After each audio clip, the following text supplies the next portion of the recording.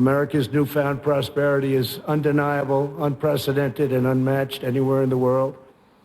America achieved this stunning turnaround not by making minor changes to a handful of policies, but by adopting a whole new approach centered entirely on the well-being of the American worker. Every decision we make on taxes, trade, regulation, energy, immigration, education, and more is focused on improving the lives of everyday Americans. We are determined to create the highest standard of living that anyone can imagine. And right now, that's what we're doing for our workers, the highest in the world. And we're determined to ensure that the working and middle class reap the largest gains. A nation's highest duty is to its own citizens. Honoring this truth is the only way to build faith and confidence in the market system. Only when governments put their own citizens first will people be fully invested in their national futures. In the United States, we are building an economy that works for everyone, restoring the bonds of love and loyalty that unite citizens and powers nations. Today, I hold up the American model as an example to the world of a working system of free enterprise that will produce the most benefits for the most people in the 21st century and beyond.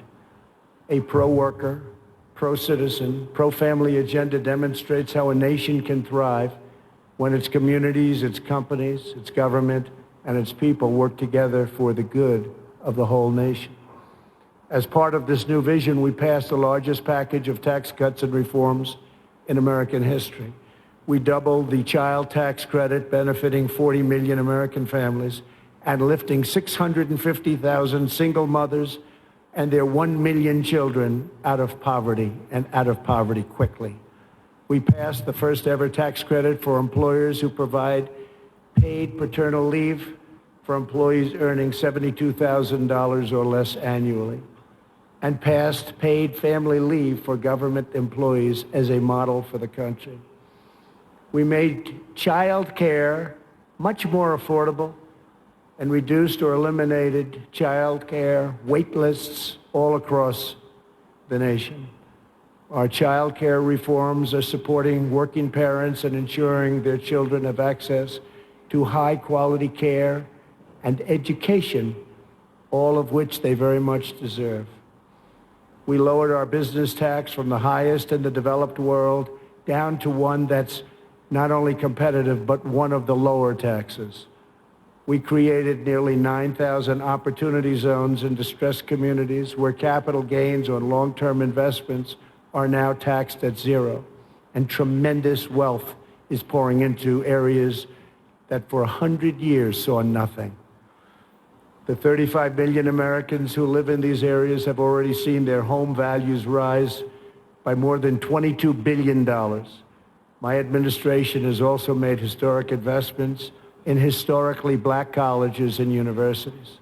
I saved HBCUs. We saved them. They were going out, and we saved them. We're removing roadblocks to success and rewarding businesses that invest in workers, families, and communities.